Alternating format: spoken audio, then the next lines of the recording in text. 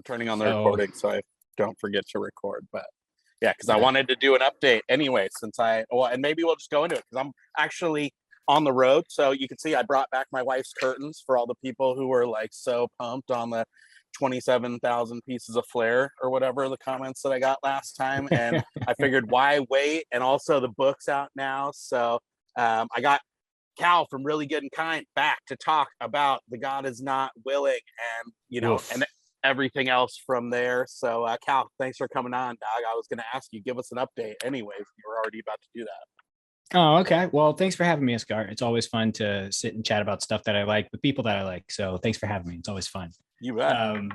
Update on the Terry universe. The Terryverse.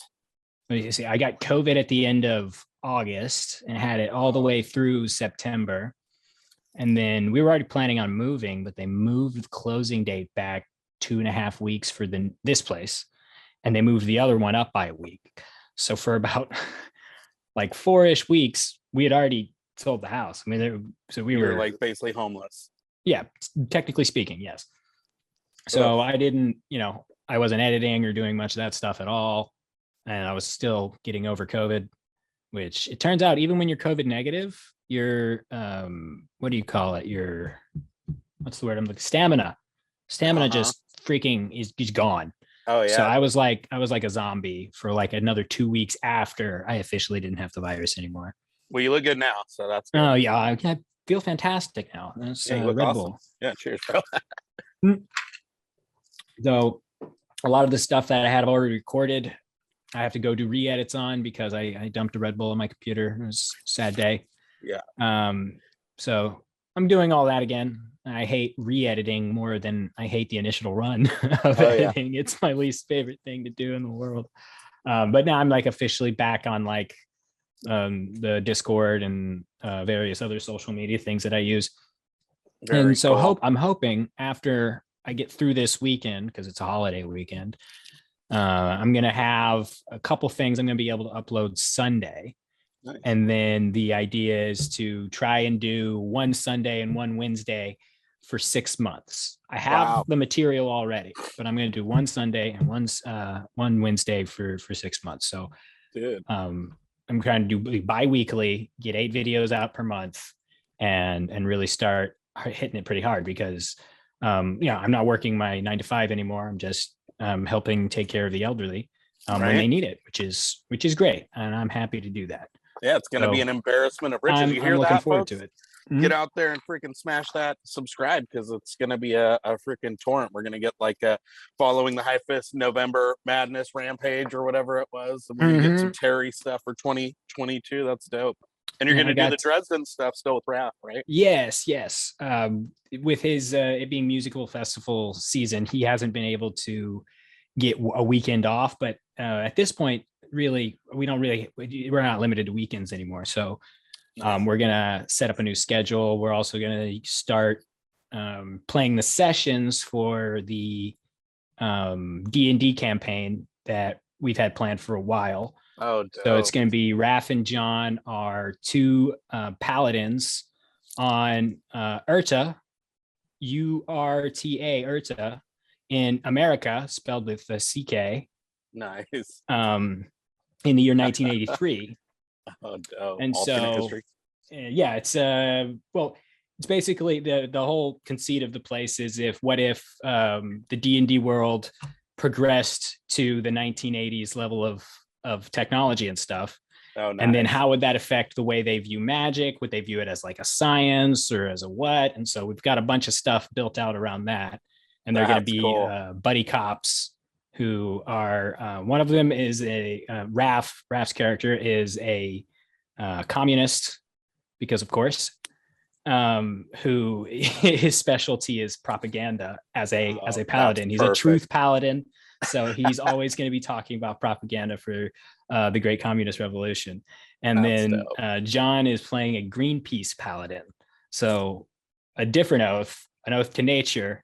And, they're basically going to be making what our government would call a terrorist cell to go wreak havoc on the powers that be. That's just the flavoring. We recorded like maybe the session 0 for both of their characters to kind of get a feel for them. Okay. But we're not going to release those until we've already played a few sessions. So that is freaking dope. I'm pumped. It'll be fun. Awesome. Well, yeah, no, that's great. So I'll put all of Cal's stuff down below. Obviously, go subscribe to that so you don't miss any of that stuff. I'm looking forward to the freaking D&D stuff. That's gonna be absolutely epic. But what about the God Is Not Willing? Because it just came out, so I figured we could do like some just kind of like sales pitchy type non-spoiler stuff. Just what did you think about it? Where does it fit in and all that stuff? And then like maybe have a more deeper conversation about the thing after like 10-15 minutes once we like kind of cheerlead a little bit. But what, or I don't know, maybe you don't want to cheerlead. I think you do. We did that one collab and it seems like we all pretty much liked it. But what are the general thoughts? What rocked? What sucked? Well, I have to say that up front that Tor did send me a review copy of this book. Yes. And I thanked him for that. It was awesome to be halfway considered professional for a minute. So that's cool. I got it before it released in the US because of that. Yeah. And so I did the read along with Raph and a few other people before we did that giant collab where you had like seven or eight people on. Since then, I've gone back to the PDF file that, it was an EPUB file, but I don't like EPUB, so I converted it to a PDF. So for me, and I looked over some of the like key people.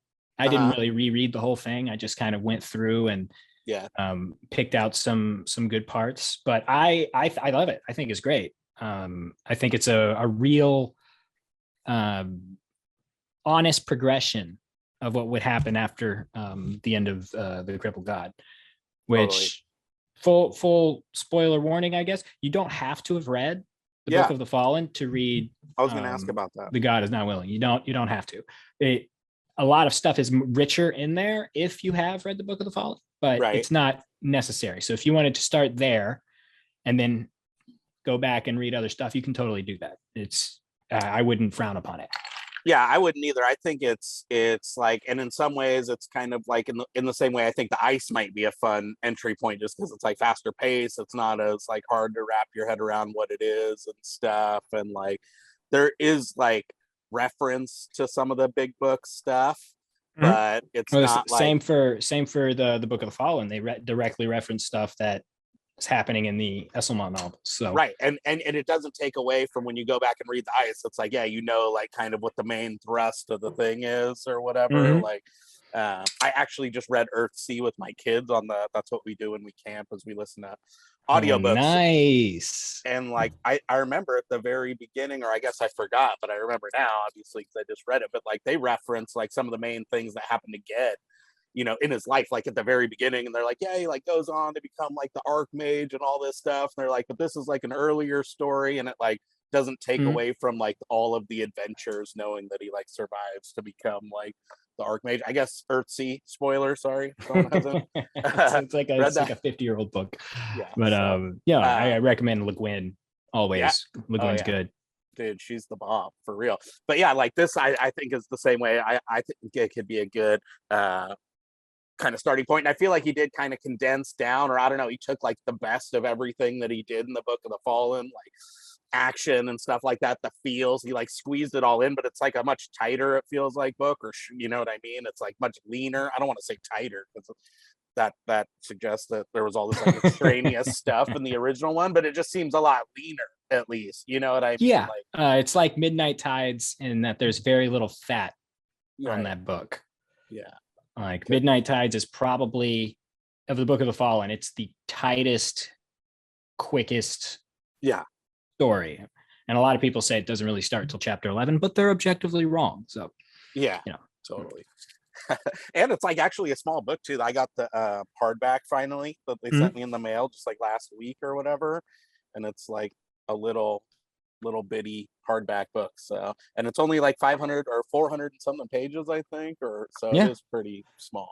Wait, you got the God Is Not Willing book? Yeah. Oh, okay. As a hardback. It's not out on audio in the US yet.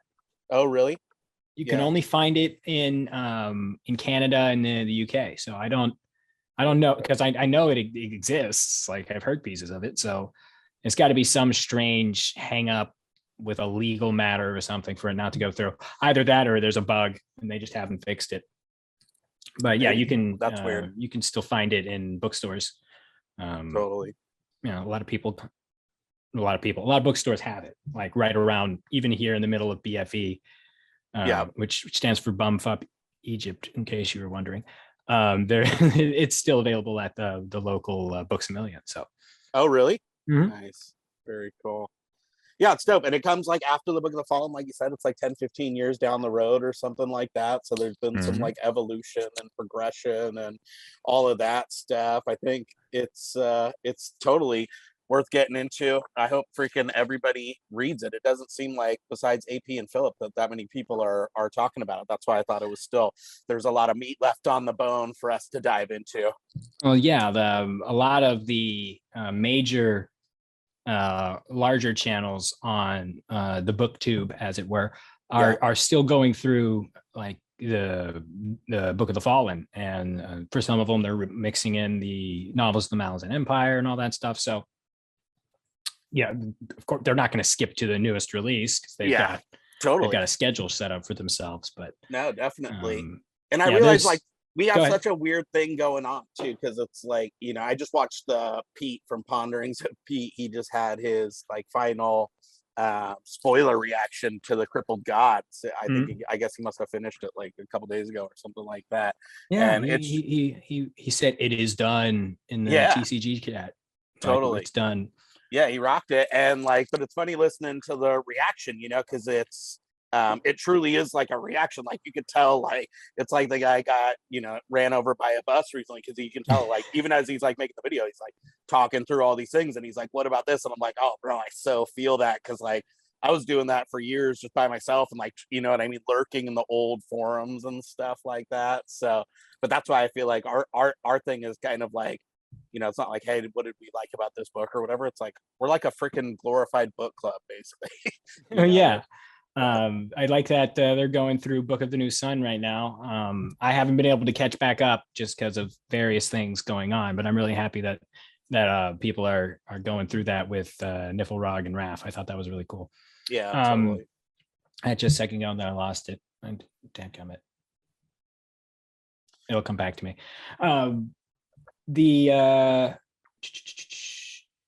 Nope, I just blanked twice in a row. You can cut this out or not. It doesn't. Yeah. No, you know, leave it in. It'll be funnier that way. Leave it in.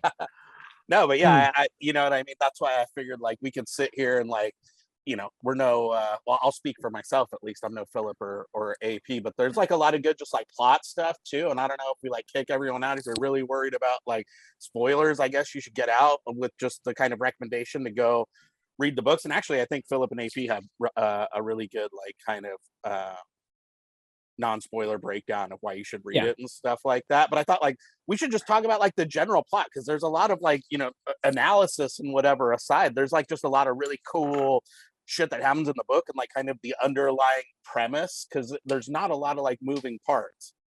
Right. It's not like trying to break down the Bonehunters or like Book of New Sun or something like that. Or where there's, well, Book of the New Sun is basically one insane plot thread. Okay. Because you really only get one point of view character. Yeah. So you know that's kind of easier to do. But like in this one we have the Marines. Right. Led by Captain Gruff, the most fabulous of all captains. So I want one of the coats that he describes in there. I would like to have that specific coat. I think it would be dope, especially with his hat. So that's like the first major plot thread.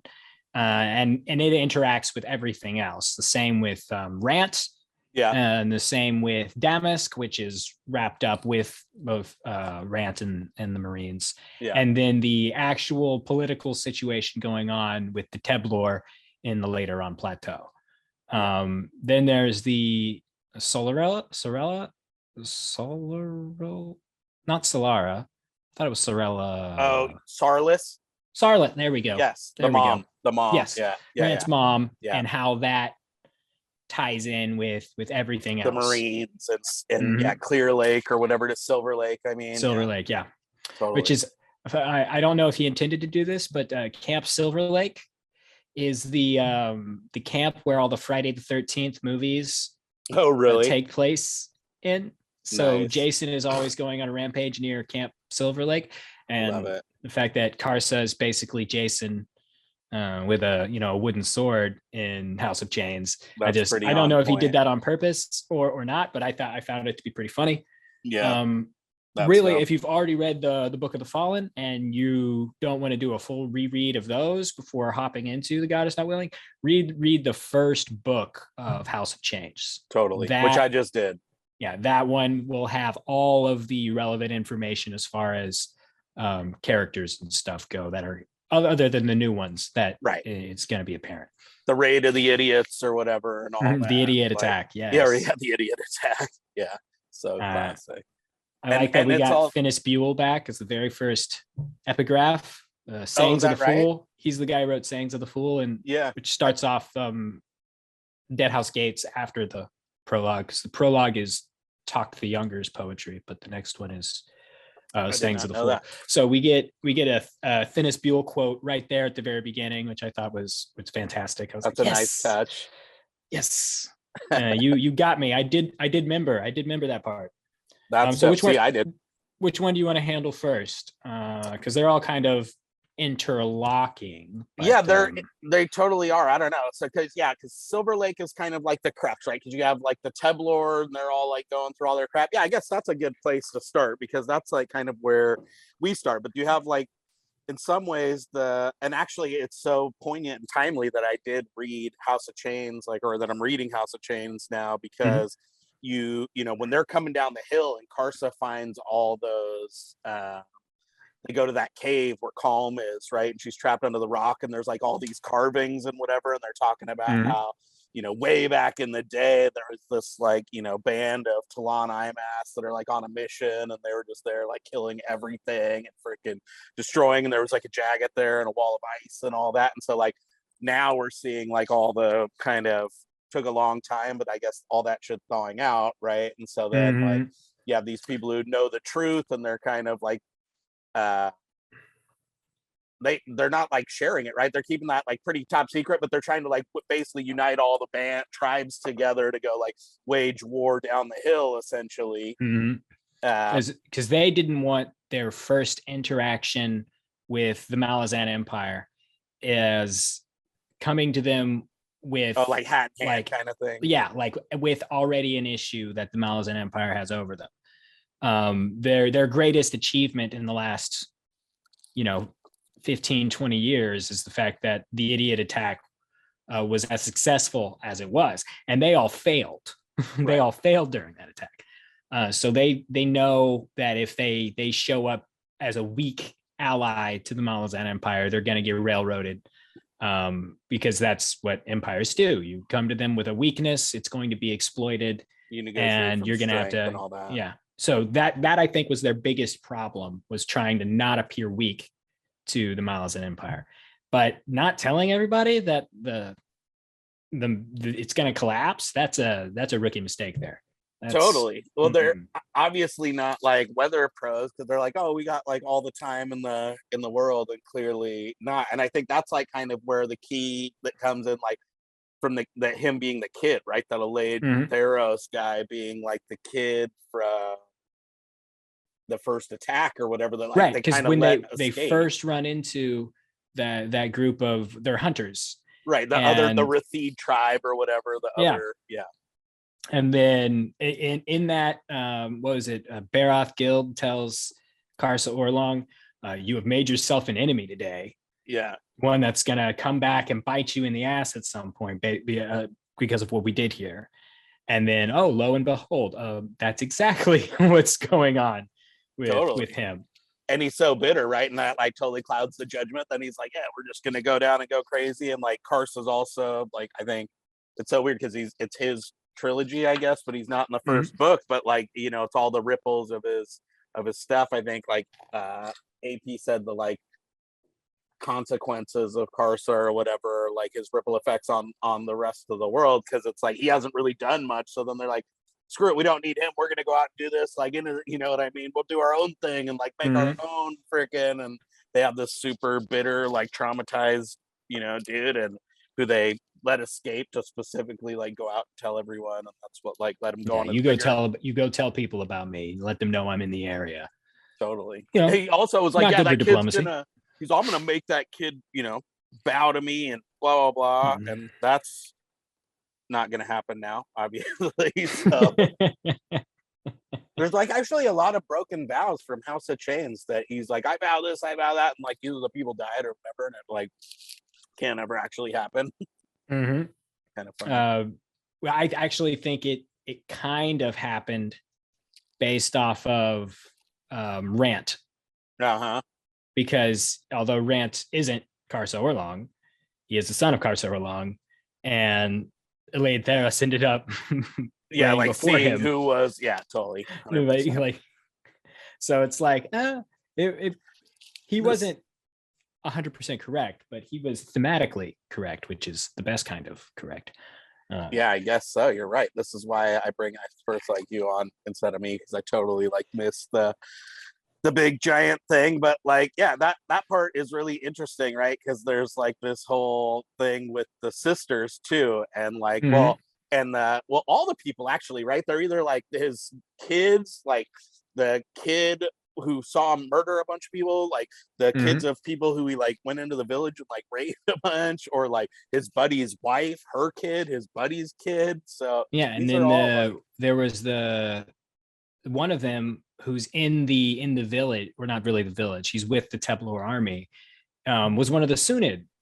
That remember when Karsa's chained to the log and he starts getting himself ready to bust out, and he looks at the other Teblor there. And he's like, you guys aren't even Teblor anymore. Yeah, one of those prisoners is one of the people who ends up back on Eleatheros' side oh my god, in the Teblor army. And that's even hilarious. Then they're just like, they were like, oh my gosh, he's got a blood sword. Oh my gosh, he's like a real Toblakai. He's like a real Teblor. Like, guy still kind of thinks that way, even though he's actually not with the enemy, I guess, but the opposition, let's put it that way. Totally. And it's like this whole competing faction, right? Who's kind of like, he freaking bailed us and went and did his own thing, and we're gonna freaking, and like he is pretty much a badass too, right? The Eleatheros guy like does like unify the freaking troops, and he's like super whipped up and angry and whatever. So wait, I do not want to short sell his accomplishments at all. No, totally. He accomplished a lot. Not telling people that the place is going to fall apart and that we should just keep moving until we're beyond it. That was a mistake. Totally. And then you got the freaking Jack as another like both the Jack faction. Here. The white and the black, right? Because they're all also like kind of, well, everybody's fleeing this ice, right? And like there's like this whole environmental kind of theme and catastrophe and whatever, like kind of undertone, which again goes back to the Talon IMAS and like the Jagged stuff, but it's also just like a broader, I guess, comment on the environment that I totally like wasn't picking up on until the collab. But like they're freaking, and actually you get to see a lot of the Jack, because you see them, I guess, a little bit in like Midnight Tides and in Kharkanas you get to see like the precursors, or I guess no, they were full-blown Jack at that time too. Yep. And they argue with the Jag Hut there for a little bit. Yeah, totally. And they send their little pups off and whatever to be hostages and whatnot. And but like you really get to see it this time. And actually those two brothers are dope. And I did like agree with the Philip and AP thing, that they're like the awesome and hilarious like comic relief duo that like almost all the books have, you know what I mean? And that's the stuff I always go for, you know what I mean? And that's like an Erickson thing. I guess it's a nice thing too, because he always has the buddy cop component as well. But I always am here for the freaking like witty banter, like busting each other's chops back and forth. What I like about their story is it's an archetype. The hostile brothers is like an archetype that goes back forever. First one's Cain and Abel. Yeah, totally. Like, and that ended in murder. And then you have one of them constantly threatening to murder his brother over and over and over again. And then he's always just like, no, you won't. Just no, you won't. And he doesn't.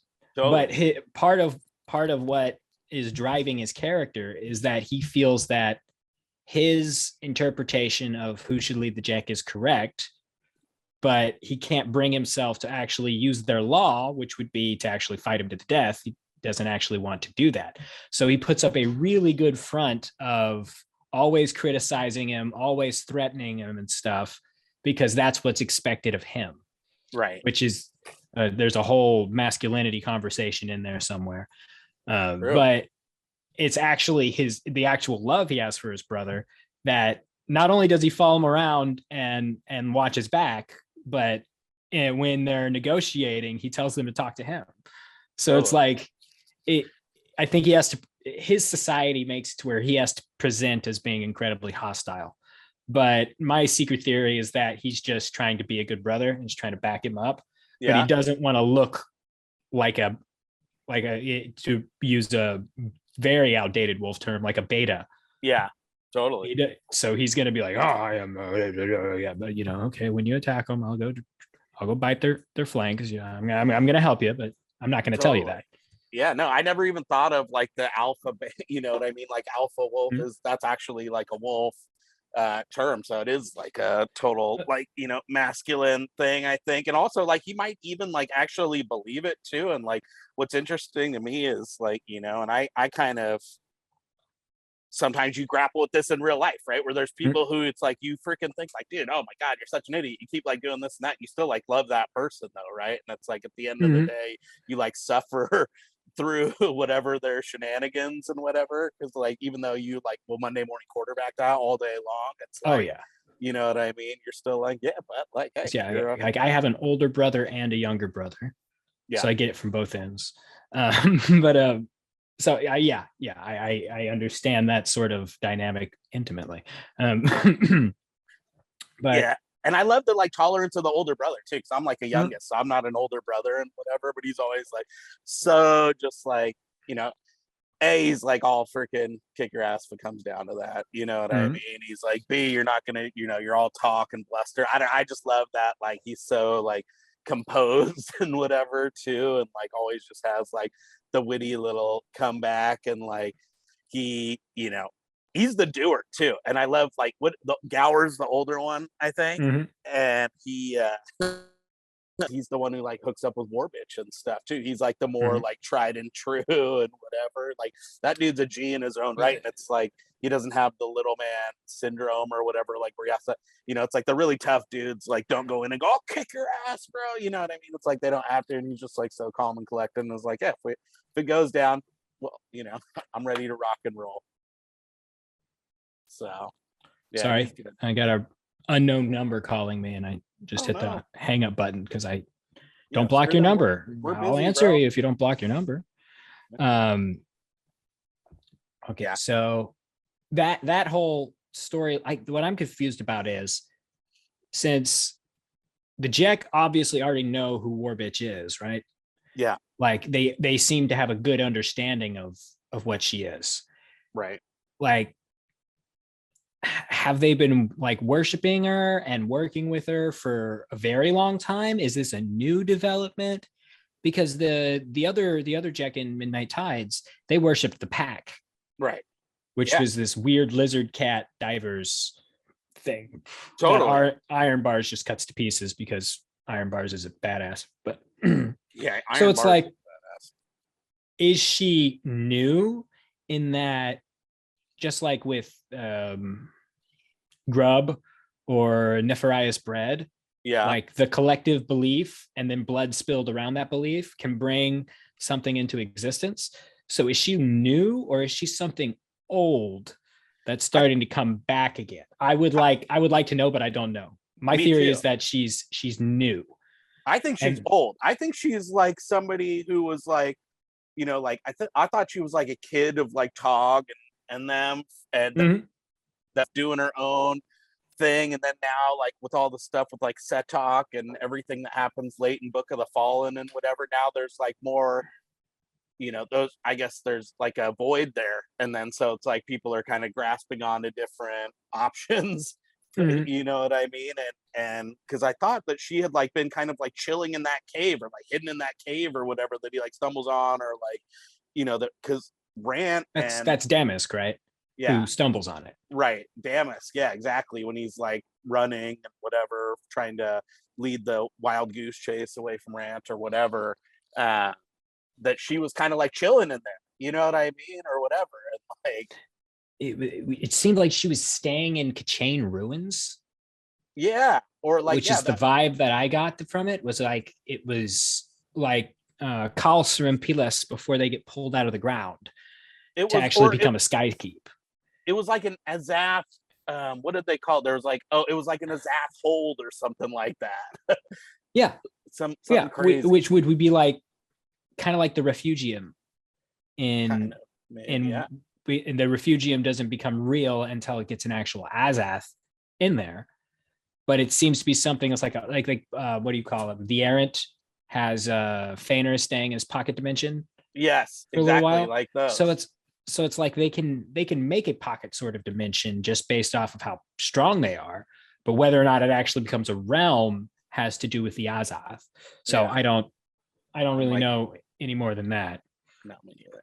So yeah, but the War Bitches, dude, just what a dope name, right? Like that was one of the like chapters, I think, that he, or maybe it was just a chapter. No, I think it was like an actual like preview chapter that he posted where the epigraph of that chapter, this was like way before the book came out, like years ago, it was like by War Bitch. It was like, I don't even remember what quote it was. It ended up being one of the chapters in the book and I remembered it, but I was like, there's somebody in there called War Bitch. I was like, this is gonna be dope.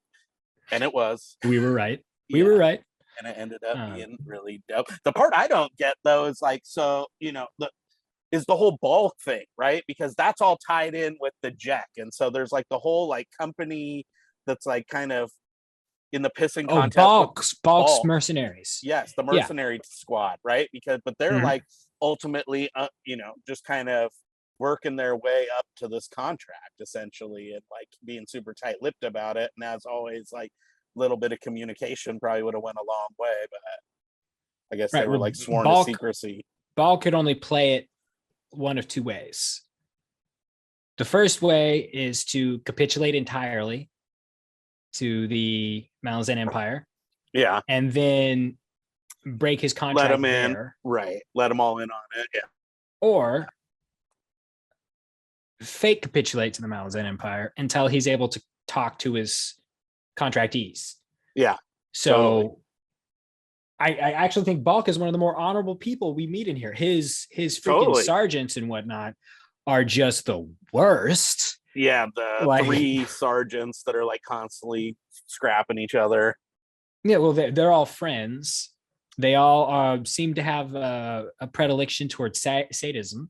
Yeah, they're all sickos for sure. Yeah, and they think they know what Balk is doing, but they don't. They don't, right? And so. And everything is, all their bitterness and stuff is predicated on thinking they know and then being like, oh, we could do it better. And it's like they're really just like in the dark the whole time. But they almost like start World War III, right? Actually, they get like a, you know. The bar scene. They get really close in that bar scene where they show up and they start chatting shit to like these 3 chicks who are just sitting there. They're not a part of the army. The sisters or whatever, right? Yeah. But they're just sitting there. She's like, I don't like the look of her eye. I'll cut it out. Yeah. And then like takes a knife out. And then my favorite Malazan Marine so far, Clayplate, just because he has a badass name of Clayplate. I don't know if that means that like he easily shatters or if he's going to go far if thrown, or what the Brave and 2 thing was behind that particular name. Yeah. Because there's no, you know, he wasn't born Clayplate. Come on. Yeah, totally. And Fiddler wasn't born Fiddler either. Right. But I love that name. I think it's great. And he just kind of steps in the way and says, you guys are done with that.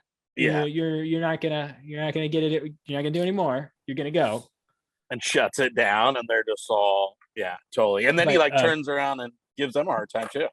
Yeah, and then Bengar is like in the background of that scene. Yeah.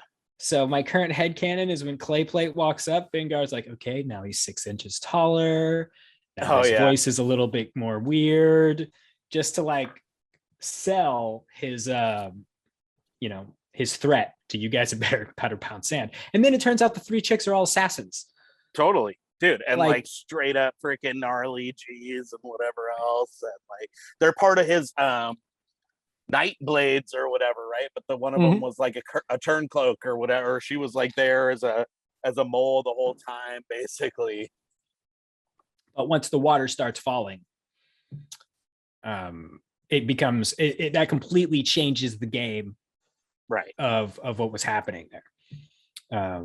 I do love. I think we said this in the other collab, but I do love Stillwater. Yeah.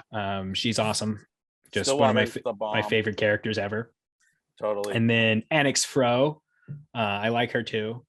But I love anybody who has an animal companion. That's like a Ged thing too, because Creature is kind of like his little Otek or whatever, like this little otter. Sparrowhawk. Yeah. Sparrowhawk. Totally. Sparrowhawk keeps a rodent as a pet. Yeah, totally. It's like a little, like a ferret. But it's like, hawks eat rodents. Totally. And she's like the modern day, like the Malazan Matt Cawthon, right? Because she's like, and there's also like always just like technological advancement. What do you think about all the munitions? Do you think those are like true Moranth munitions, or are those like kind of, they're now turning out Hedge's new explosives, Well, the guy who made them for Hedge was Letheri. Yeah. And so he hadn't actually seen a real Moranth munition. Totally. He's just he's telling him what the effect was, and he's trying to recreate it. So you end up with these odd acid grenades and stuff. Yeah. And I think the munitions are not going to be as high quality as when they were made by the Moranth, because there's a whole schism with the Moranth that's covered in the novels of the Malazan Empire. In OST, yeah. So when that happened, I think they started to try and reverse engineer how they work.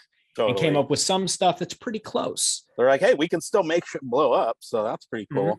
So yeah, that's nuts. And they have the whole like mind field, right? And that was like there as like a thing, but like, and I love how they, you know what I mean, like are a kind of compassionate force or whatever, you know what I mean? It's still like an Erickson book, right? Because even though there's like all the scrapping and stuff, and it still does have like the feels, right? And like they end up trying to like save all these people, and the Sarlis stuff too. The Sarlis and Rant story, dude, that is the heart of the book, 100%, because it actually, I think, outright states the entire theme of the book. During when Sarlis and Anix Fro and Stillwater and Bengar are all there trying to do the blood oil cleansing ritual, where while the Bengar is trying to explain what he wants to do, but he knows that if he explains it badly, she won't be okay with it, right? And it could actually make things worse, which is why he wanted to bring Anix Fro and Stillwater to try and say, like, look, this is what my intentions are, so that it works properly. And then she asked Stillwater, but why would you do this for me? Right. And she just says, because you don't deserve it.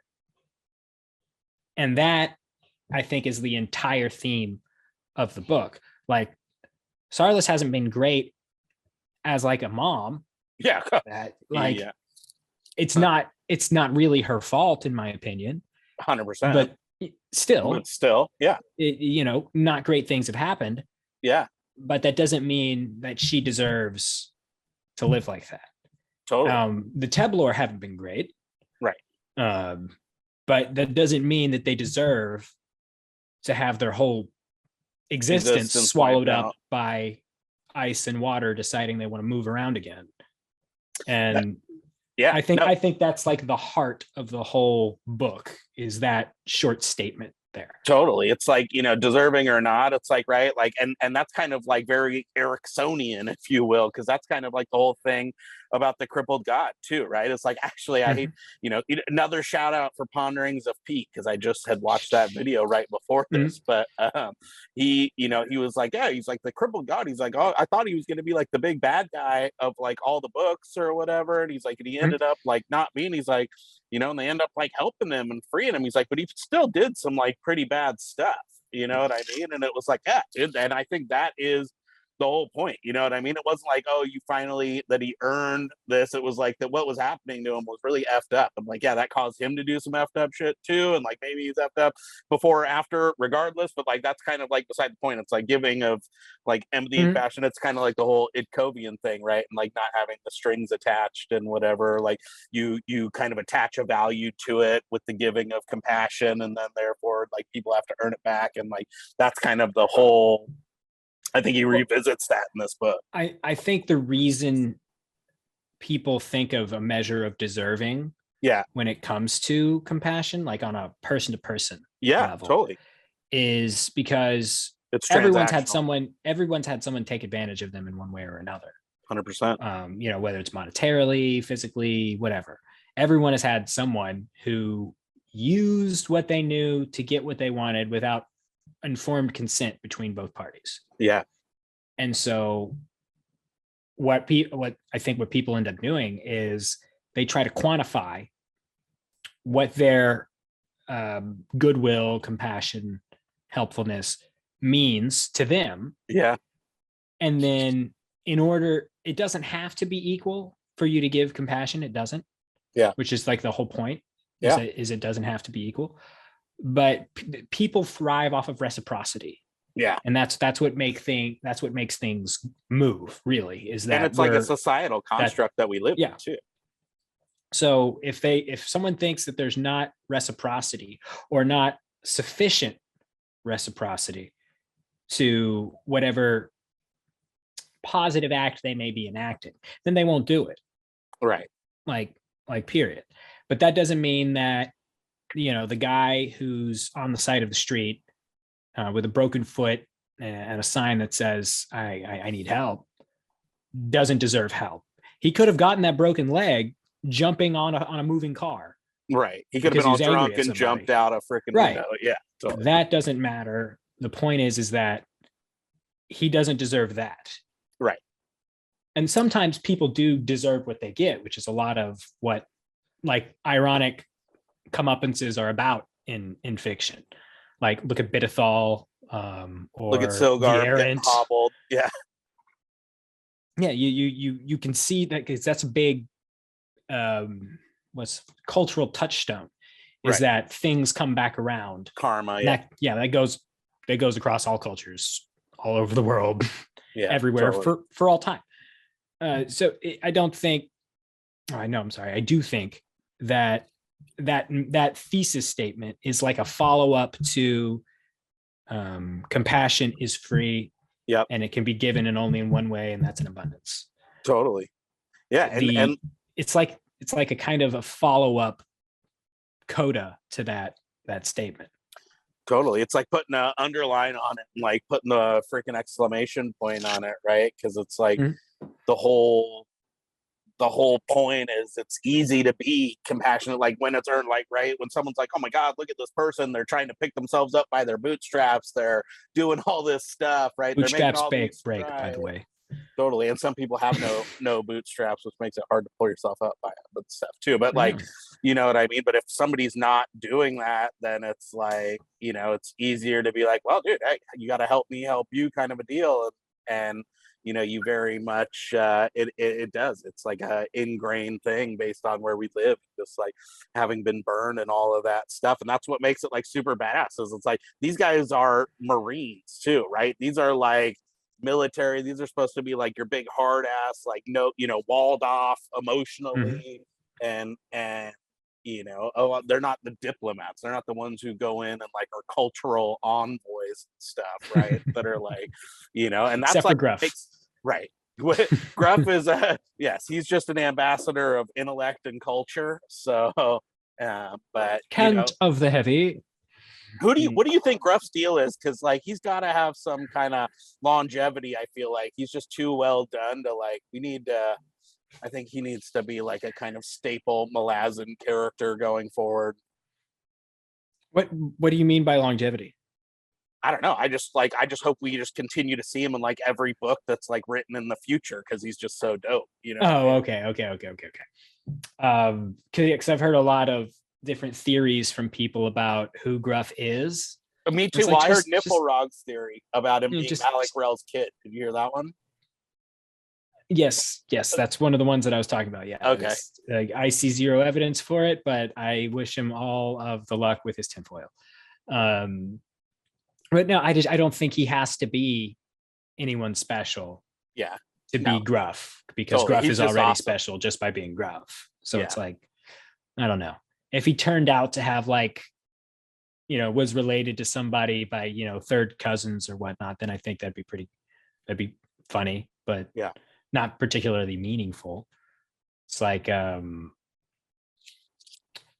there's this topic comes up a lot about bloodlines in fantasy, because it can have weird implications to harp on that sort of thing. Oh yeah. Like, oh yeah, only people with the right blood can use magic. Yeah, totally. No, I get that. It gets a little eugenicsy pretty quick when you start following that idea. Not that it could not be a thing. Like, of course it can be a thing. It's a fantasy world. That's not what I'm talking about. It's the way people will take that to try and use it for something else, like with fucking IQ research. Oh yeah. Like, IQ research is a fucking minefield. Totally. Because assholes will take whatever conclusion that is reached and they will make it fit their particularly fucked up worldview. Yeah, so rather than being able to study something that would be through the benefit of all mankind, we can't really do that effectively because people are assholes. Well, yeah, usually it's not the people studying it, it's other people reinterpolating their work. Yeah, totally. Which we have the same thing with school scores and stuff. In real estate, they're always like talking about school scores and grades and stuff like that. And there's this kind of like implicit, it's like you're not actually studying anything about the school, you're studying about like the parents' demographics, basically. Ugh. You know what I mean? So that's not particularly helpful. Yeah, totally. So, and you're like, great, you know what I mean? Like, these schools are great. It's like you're really measuring the characteristics of the people's, you know what I mean? Yeah, I bet if you were to draw a map for median income around where they say the great schools are, you would get a not unsurprising picture to anyone. The people with PhDs know how to pass tests. Like when your parents have a PhD, so. No way.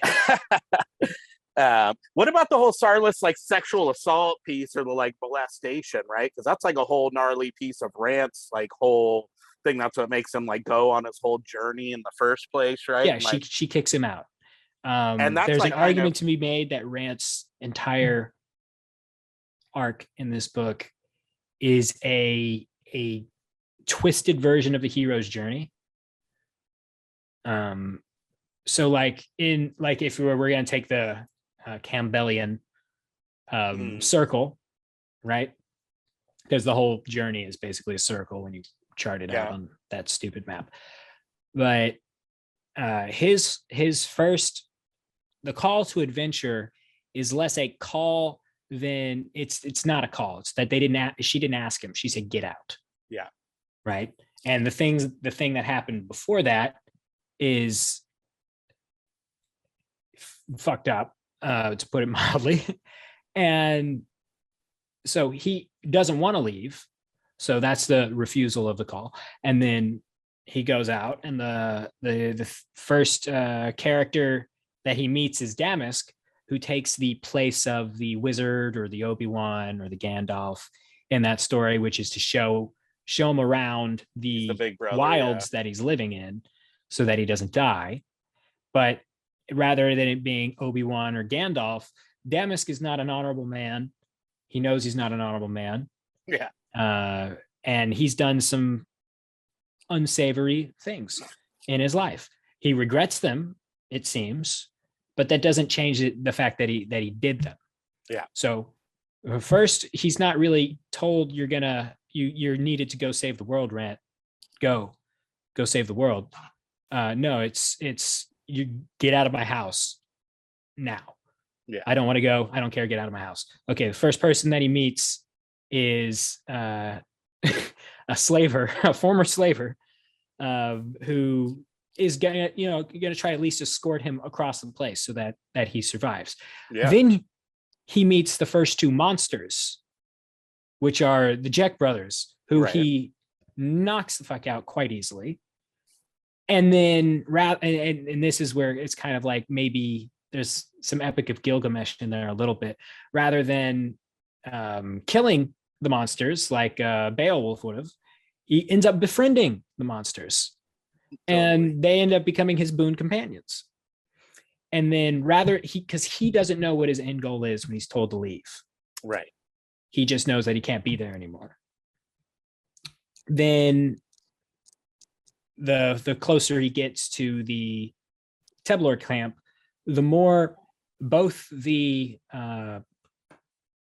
Jack sort of challenge his worldview, and he doesn't really have much of one. He really doesn't, because he's not that old, sheltered, yeah, and he's a sheltered giant who doesn't understand that he is bigger and will always be bigger.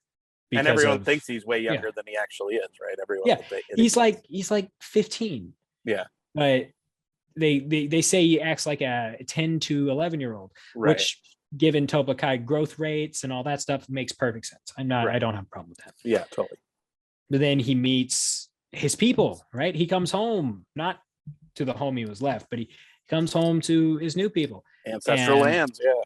Rather than being welcomed, he's immediately challenged. And then once his sisters figure out who he is, then they completely turn their back on who they had pledged their service to make a connection with Rand. And then the rest of everything else sort of plays out from there. So you could argue his trip into the underworld is actually going back to his people, even though he's never been around them before. But that is sort of his journey, where the journey into the underworld portion would go.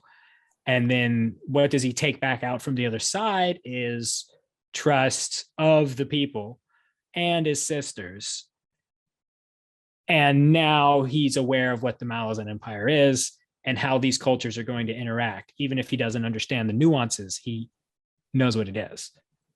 And I think that's where we'll go from there. So I don't think he was intentionally aping Campbell. I don't think that's anyone could reasonably argue that. I do think it serves as like an inversion of the hero's journey after a fashion, because he does go back home technically at the end, but it's I don't know. Someone tell me I'm wrong in the comments. I'll be happy to hear it. I think you're dead on, and it's crazy because he's like, he's the bridge between the two worlds, because he like lived down in Silver Lake or whatever, you know what I mean? And so he does have that like experience to draw on. I'm so curious what happens next, and I'm like shocked, or I'm surprised to see him say that they might like make the next book be in 7 cities, because he's like, Niflrog said that the structure he has to follow like Carson's path. He's like, I was thinking about like writing it out to the 7 cities, but it's like, what is Rant's like thing? Because it's like eventually it's all coming to like some convergence, right? Where he's gonna have to meet his dad, and they're gonna like do something, or it's gonna be an anticlimax or something like that, where it's I think that's where he is headed, is eventually to Darujhistan, or maybe not, maybe, or they meet up somewhere. They've moved since then. I do like Karsa's method of dealing with his followers, though. Yeah, he's like, fuck you, leave me alone. He just slaps him across the face as hard as he can. Oh yeah, when they come to his little hut, and he's just like literally just chilling like out in a hut, out in the dirt, like where Krupp's girlfriend lived in like Orb Sceptre Throne or whatever. Yeah. I think it's around the same spot. Now that you mention it, I think that's right. Yeah, out chilling out there. That's so hilarious. Damask is like such an interesting character too, because like in the same way like how Sarlis, and you have Sarlis itself is like a really weird character, and I think it's like I would love to hear like a bunch of girls do a talk about Sarlis and stuff, because I think there's like so much there, but she's like like also the sex worker of the town too, in addition to being like this total outcast, but then they like also go and like pay her to be the prostitute, you know what I mean? So there's like that whole interesting dynamic, but then like Damask also like has a redemption type arc, because, and I don't think that's why he's like helping Rant necessarily, or I don't know, maybe you do, but like he's just doing it because he feels like crap, like, oh, I'm a piece of garbage, you know what I mean, or whatever. And like, I've just done some, like, obviously had a lot to think about when he saw his buddies like feet and hands get chopped off and get left for dead or whatever in Seven Cities. Well, I don't think you could call Silgar his a buddy. buddy. Yeah, He it's like he was an employer or he was an associate. employer. Yeah, totally. Go ahead.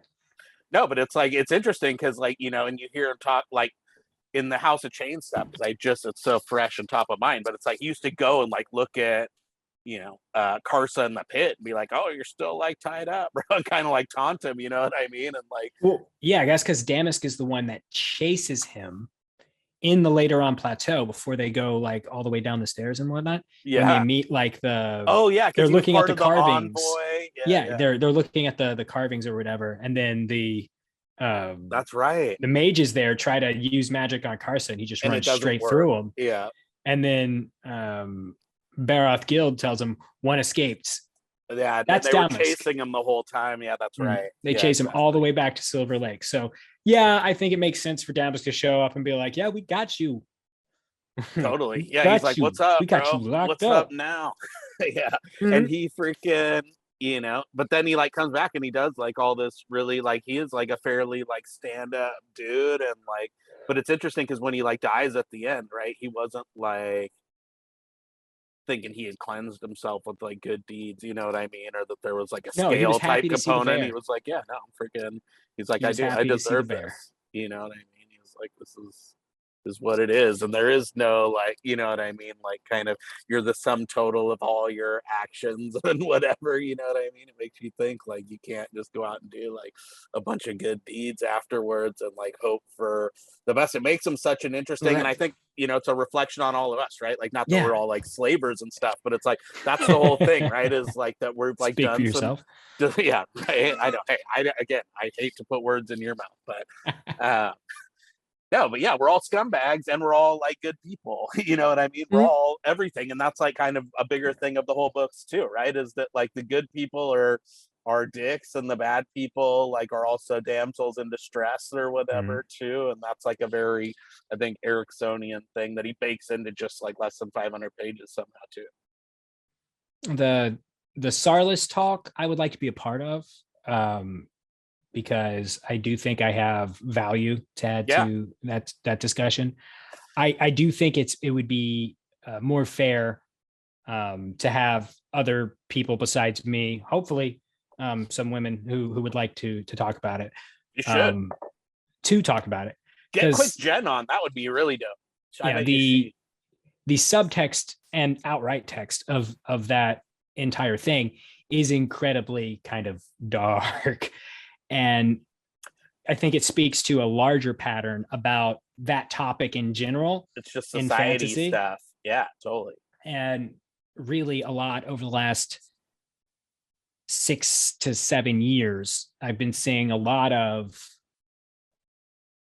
you shouldn't have included this because I don't like it in books. Yeah. And I swear to God, it's the most sheltered people who have never experienced anything in their life that don't like it. And and it's valid for them not to like it. But you don't want to know that shit exists in the world and that there's evil out there and stuff, right? Correct. Like that, but that doesn't make it go away. It's like, if I can't see it, it can't see me. No, it's still there. Yeah. And I think about for some authors, right, that, and I'm not naming names or anything like that, but for some authors, there is an obvious bit of fetishism to the way that they would write something like that. Totally. And that is not something I'm defending. I think that's a little gross. But at least here in America, First Amendment right, you are allowed to write what you want. You are. Right. Again, legal and moral are not the same thing. Yeah. But let's get that out of the fucking way. But what I find is a lot of people who haven't actually experienced anything even anywhere close to what they're reading about are trying to weigh in as moral arbiters on whether or not the fact that it should have been included. And I realized that me being who I am in the year 2021 is probably not a welcome thing for people to hear, coming from me. And I understand that. That's totally fine. But I would like to have that discussion, because I find it to be really irritates me. It really, really irritates me. Totally. Nobody owns that conversation for sure. I'm freaking. Oh, don't say that on the internet. Oh, we're on the internet. Oh shit. Yeah. Never mind. No. Well, hey, dude, there's a lot of nuance around that. You know what I mean? And I think people don't want to have a nuanced like conversation of like understanding like different sides and stuff. That's why I love too that like there's the whole thing of like, you know, the kind of the chain of events aspect of it too, because she's like also like freaking totally like, you know, raped and whatever by Karsa at the beginning with the blood oil especially, and there's like the whole like drug addiction aspect, and then there's like, you know, the downstream like consequences, so there's like that whole like kind of intergenerational component. that is very realistic, that it's a cliche that people say, or it's become cliche at this point, hurt people. Yeah, that's true though, dude. One of my favorite, I don't think it can be a cliche if it's true. It's like the common thread of this channel, Soft White Underbelly, that I always watch, and I've mentioned it like many times, but it's like freaking hardcore YouTube channel, but all it is like it's not quite an interview, because he doesn't like ask a bunch of questions, but it's like he sits these people, crackheads, prostitutes, you know, child molesters, like convicts, you know, every single walk of life, like Johns that go and like pick up hooker, like everyone, gangbangers, everything in between, and like, you know, but like and he just like goes, hey, what was your childhood like? You know what I mean? And then he just sits there and shuts up and points a camera at him for an hour. These people just like go off on all these random tangents, and all this crap just like bubbles out and stuff. You know, there's a guy I watch called Snovmore on YouTube. Okay. Who he does everything in virtual chat. So it's, you know, random cartoon avatars sitting there talking to each other. Yeah. But mostly it's just him like asking somebody a question about something and then just letting them talk. Yeah. And maybe interjecting if he's confused, and just letting them talk. And how did that go? What about this? Yeah. Yeah. And so it's really interesting stuff, very human stuff, even though sometimes the people look like Pikachu. 100%. 100%. But it is very good stuff. I would highly recommend people look up that guy. He's just really, you can pick almost any video on there and you'll have an idea what his entire channel is like. Yep. Some are better than others. But yeah, this like, you know, thing of like hurt people. You know what I mean? It's like they all have like that same thing in common. It was like, you know, they're, you know, lived in a house and their uncles did this stuff or whatever, or like they were, you know, molested by somebody who was also molested, you know what I mean? Or they molested somebody now and they were molested when they were a kid, or like, you know what I mean? Like and it goes back and back and back and back. Oh, dude, back. Yeah, totally. And so there's like so much there, and freaking, you know, and like rant and stuff, and like how he, you know, deals with that processes too, I think is like a whole thing too, as like a young dude, you know what I mean? And there's like also this whole like kind of abandonment component, you know, where even though he kind of like then finds like community and family, like with his sisters who like are pretty much ride or die for him, you know what I mean? And like I have an adopted sibling too, but she's like also like, you know, I feel like, you know, there's always something there, you know, by get kicked out kind of that, like, you know what I mean? This residual effects of that, like, even no matter how good then you like are able to kind of build something up for yourself, that there's like always this kind of little core of your psyche that's like attached to that. Like, yeah, my mom still like bailed me and stuff. And that's why it was really powerful. I think seeing him kind of, I think it must have been Damask, or I forget who it was, but kind of like helps him unpack and understand. Like that was like a really powerful move that she like was able to kind of pick him out. Yeah. That is Damask, because he finds out about who she is, and he obviously knows because he's from Silver Lake, because he's been around that. So once he figures that part out, then he's able to bring his insight of, you don't know what this thing does, and it makes things a lot worse for people whose constitution isn't such that it's able to withstand its effects in some ways. Which whoever invented that thing, we need to have serious talk with them. But it's one of those things where it's like, how do you blame the guy who, you know, invented what is it, MDMA, right? It's like, I'm not anyway conflating those two, just Right. FYI. Yeah. But it's like, can you blame him for finding something, or do you have to blame the people who use it? Because it's not cut and dry. Yeah. Right. Like the opiate receptor in your body exists for a reason, and that's to help block pain when it's needed. It's usually provided by the body, but you can get an extraneous source to help block pain. Totally. Like it exists because we have evolved to be able to ingest different things that help block off receptors. So does the person who made that a lot easier, do they get in trouble because a lot of people abused it or got exposed to it and didn't even know what it was until it was a problem? Totally. So I think Samar Dev would argue it is their responsibility, because the way she views invention and stuff like that, like we get in the Bonehunters, kind of says, I think, that she would sue Purdue Pharma. Yeah, I think she would. Yeah. But yeah, totally. She's like the Oppenheimer who wants to back out of the H-bomb or whatever. That's because the Eternals didn't show her how to create it. Yeah, exactly, dude. And what about freaking shit? Like the science shit that you're, since you brought that up, he freaking like reverse entropies that whole thing. Like, well, hey, he's just like got to be the most badass character, right? Because he freaking like straight up KOs, one punches the freaking head of the Jack, right? He freaking and his little brother. Yeah, dude. And his little brother. He freaking has a freaking Shigel assassin just straight up like chilling on his left shoulder. He freaking and reverse entropies with War Bitch and like saves the day. Come on. Where did Rant get his knife from? Isn't that same area where that like where he bumps into Damas, right? Or I thought he had the knife before he left. And that's and then like he like smashes it down into the rock. Yeah. Maybe. So, and then just like Beak talks about getting a knife from a Malazan Marine. Uh-huh. And it ends up like being very important to what he's able to do. Did Rant also get his knife from a Malazan Marine? Because he talks about meeting a Malazan Marine. I think so. The one who was like helping him. He like because he said they were throwing rocks at him. Yeah. They were throwing rocks at him. Yeah, I think so. And actually, a different Malazan Marine gave him that knife.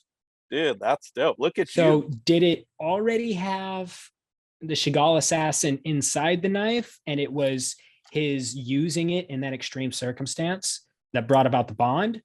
Or was that Chagall assassin bound to the land in that area? Yeah, that's what I think. And she jumped into his knife. And then him using the knife in the manner that he did basically trapped it like Samar Dev does with Kuru with her Khan. Candles and all that. Yeah. She does it to Kuru Khan by accident, not even knowing who Kuru Khan is. That's why she's a straight up G. Yeah, well, Kuru Khan was dead at the time, so hey, you know, still not much a you big can do about that. Big W. Mm-hmm.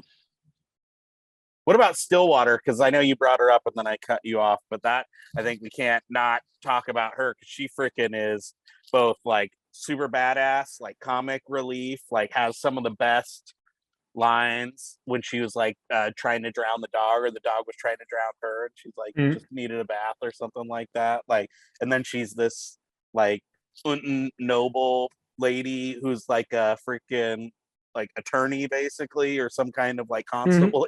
Her parents were advocates from what I remember. Yeah. And so she was already exposed to the law a bunch, and then the more and more she studied it, the more she hated it, and she decided I'd rather be in the army than deal with this shit. And that's basically what she did. She because they were going to pay for her to go to school and all of that stuff. Yeah. And then she was like, nah, I'm going to go join the army. And they're like, well, then we're not going to pay for it. And she's like, well, yeah, I'll get paid in the army.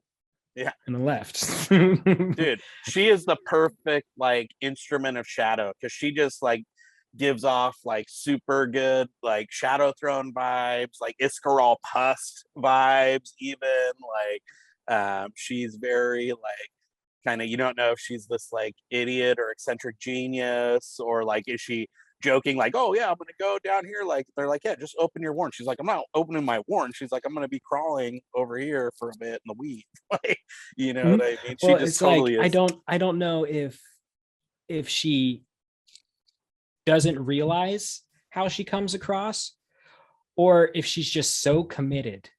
Right, she's all in. Dude. Then she's never going to ever let somebody know that it's not the way that they think it is.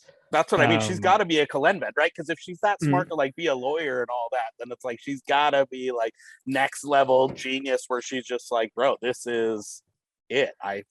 This is ride or die on this, because she's just too damn good. And like, you know, the whole like she invented, like she's never heard of the claw, like she's the first assassin mage. Oh yeah, yeah.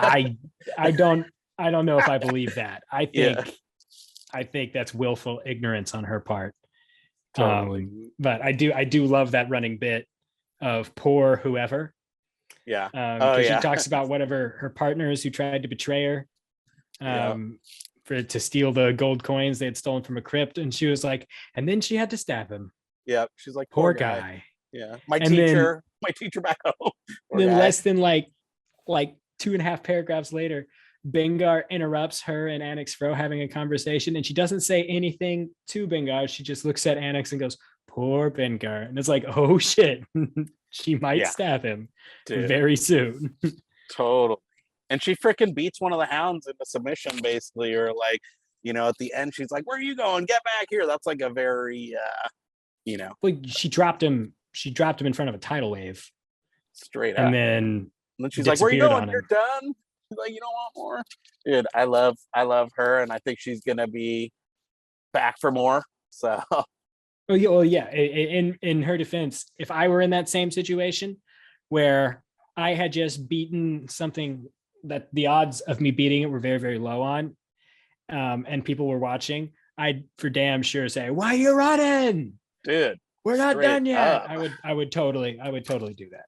Oh yeah, you gotta at least stand there like this, right? Like, come on.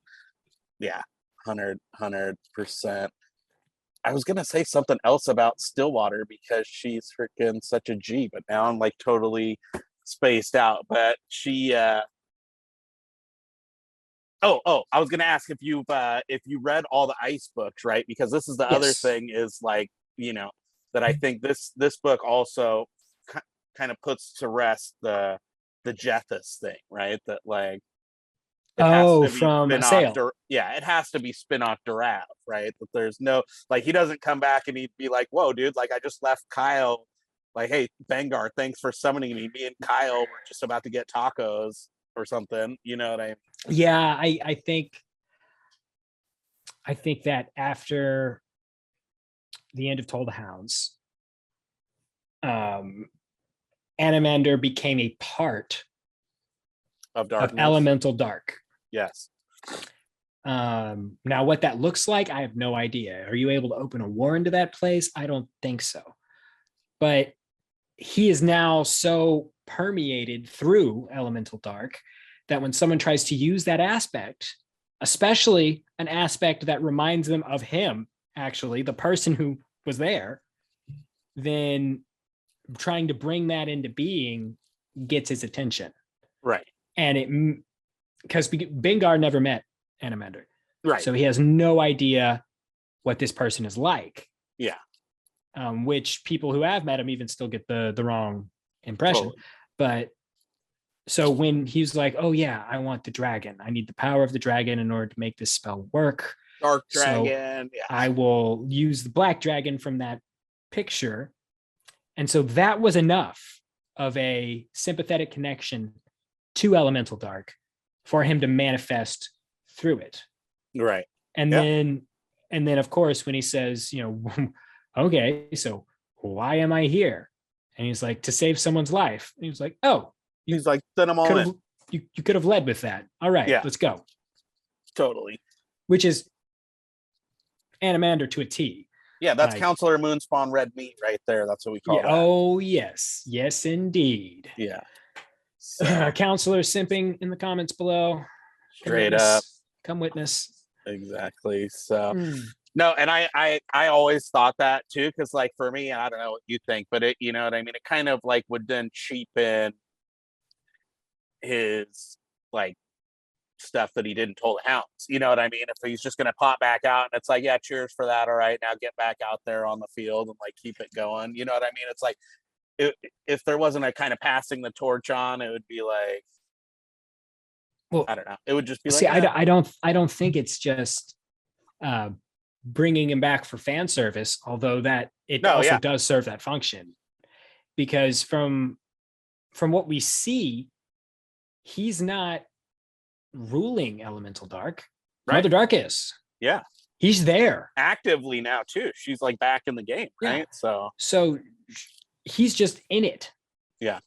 And so only when someone is either actually trying to get in contact with him and they have the right sort of magical know-how to be able to get it to happen, is he actually going to show up. I don't think he has the, what's the word? I think once you reach that level of power, there are limits onto how you can interact with the world. Totally. Like the Errant gave up most of his power so he could directly interact with the world. Bug chose to do nothing a majority of the time. Yeah. To be able to interact with the world. The Queen of Dreams had to leave the freaking planet to do what she does. Right. She now exists in her own realm. Osir basically had to do the same thing in order to do what he does. We haven't seen hide nor hair of Tren since Orb Sceptre Throne. So interesting. Well, so first we have the impositions. I call them the impositions because I don't know what else to call them, which is the person who kind of manifested sorcery being more possible than it was before. Yeah. So we have Cruel. Right. And then I count the Errant after Cruel. Because of the holds and stuff. Because of the like holds. Putting the structure on that. Yeah. Mm-hmm. And then there may be others in between that I don't know of, and we'll have to figure it out at some point. But then you have Ganos Perrin, Master of the Deck. Yeah. And now we have the Runts. Yeah, Akarium. And Akarium. But Akarium did what he did in Reaper's Gale, and then Tren did what he did, or Tayshrin did what he did at the end of Orb Sceptre Throne. So those are kind of like, they're all kind of on top of each other because you have Cruel first, then the Errant, and then the Errant, and then you have like the Warrens, yeah. So Ganos. I don't know how it all interacts with each other, but I do think it's a strong enough person having to put their will against the chaos. If you want to give me just a second, I have got to run pee.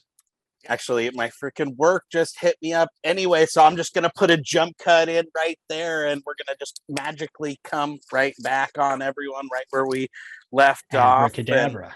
Exactly, and I actually, my wife texted me that they're on their way back, so I got to kick you off soon, anyways, and wrap this up. But there's two more things that I wanted to get your take on before we end it. I don't even know how long this has been, but you reminded me of it when you started talking about the Runts, right? Because the magic system is also like major evolving, and this is like one of the only, or maybe I don't want to say one of the only, but it was like the main place where we got like a lot of references to Book of the Fallen, like with the people, you know what I mean? Like some of the coins, the Runts are like named after like major events and characters and whatever. Like that is super dope because we got like a Tabor reference and a Ganos and stuff, and they might actually show up in that stuff. And the other thing that I wanted to touch on, oh man, and we never even talked about Spindle either, but you know, the whole like, well, I guess, and that kind of fits in here too, is like, but the whole Bridgeburner Ascension thing, right? Because that's like the other side of it. There's like all the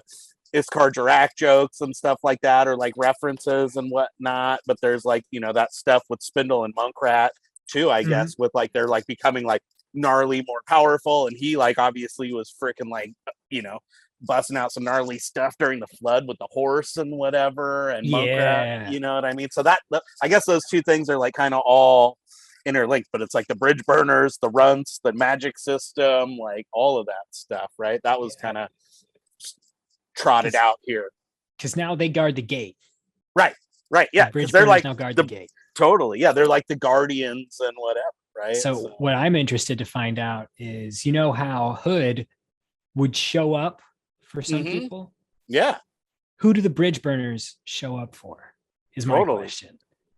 I don't know if they're similar to Hood in that only like either the extremely evil or someone who's impressed him does he show up for, or what it is, or is it like, okay, you drew ghost guarding duty this week, you've got to appear to all these spirits when they die in this area, and how that, what does that do to the bridge burners? Because Hood, by all accounts, was an honorable Jaghut before the War on Death. Yeah, totally. And it was motivated too by his like wife being murdered and stuff too, and like the incredible like hurt that he felt, right? So that asks the question about what will that do the to bridge those guys? burners are not all of them are good people, as we hear about repeatedly. Some of them are nightmares to deal with. And that's to the bridge burners that we like. They're like, oh man, that person was crazy. You're right. Datoran. And they during the Raraku incident at the end of House of Chains. Fiddler specifically says, oh boy, that means some of these guys are back. They should not be back. Totally. So what does that do? I want to know what that means, but totally. And just being like the shepherds and stuff too, and the toll that like takes and whatever, and like how that like beat you down. Eventually, my like suspicion is that eventually that they're setting Spindle up for the big reunion. He's kind of getting like his little moment in the sun here, and his like even like girlfriend situation towards the end there with Bliss Raleigh, which is a dope name for a character. Wasn't she also a bridge burner, or do I have that wrong? Or no, I think she was just like an old school veteran though, from like the campaigns from some other thing. But yeah, I'd like to know more about Bliss, but we don't need very much of her. I hope there's more in the next one. I think you'll see that relationship and stuff, and then he'll go into this like leadership type thing, and then eventually he's gonna like take his seat next to them, or maybe he'll like go seek out Fiddler and like go fishing with them or something dope. And, ooh, that would be cool, right? And they just like have a little side fishing novella where they like go on a he shows up in Malaz City, looking for some answers about what the runts mean, because Fiddler was an adept at the Deck of Dragons. And he finds out there's a fisher. There's a fisher near Malaz Harbor who specifically goes after demons and things, fishing for demons. And so he shows up there, and Fiddler's struggling with the fishing rod, just really struggling with it. He goes over there to help him, and they start pulling up on it, and this tentacled sort of monster comes up from underneath, and then Fiddler speaks a name, and it kind of gets pulled into a coin that he keeps in his belt, and he's like, okay, so now what did you need? And then we don't get anything more. They have their entire conversation. They have their entire conversation, and then he thinks back on their conversation throughout the rest. That'd be so mean, but I would love that. That would be fantastic. Erickson, if you are watching, feel free to steal my fan fiction idea. Throw some Fiddler up in there, dude. Throw us a bone. Come on, that's like always the winning combo. When you throw Fiddler strings in, then everybody like starts. Those are the parts of the books that everybody likes. So. Goddamn right. Anything else you want to bring up before you gotta go? You can think of. I think we made good ground, but I also feel like there's so many things that we didn't talk about. Like we should come up with a proper list that's more thought out than like an hour before I sit down and do this. But I was just like, it was the holidays. I missed you. I feel like the book's out. We need to be talking about it more, and not just like the kind of hey, everybody go read it. We did that at the beginning, but like, dude, there's still so much dope ass stuff to like talk about. We could have just picked out any one of those things and done an hour on each little one. So when I get back home and away from my wife's curtains, then we'll do another one. Okay. Keep the curtains. They're cool.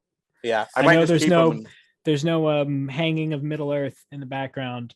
And that's because I'm in the process of soundproofing this entire room to make sure that I can record music stuff when I want to without waking up small children. So that's going to be badass. That'll be fun. Cool. But thanks for having me.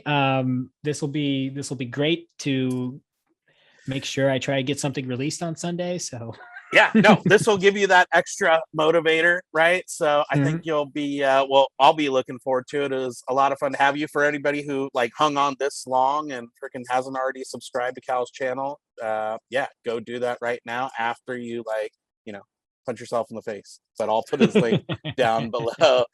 You're only cheating yourself, and we'll have him back though, and we'll continue to show for him because whatever, regardless of the rest of you, I'm a major fan, and I just so appreciate your time. And actually, dude, such a lot of fun to just be talking about Malazan in general, but to talk about this specific book and to do it with you was, I'm 2 for 2 on my comeback. So thanks so much. Okay. Well, thanks for having me. It's always a good time to sit down and talk about things I like with people I like. So agreed. I appreciate it.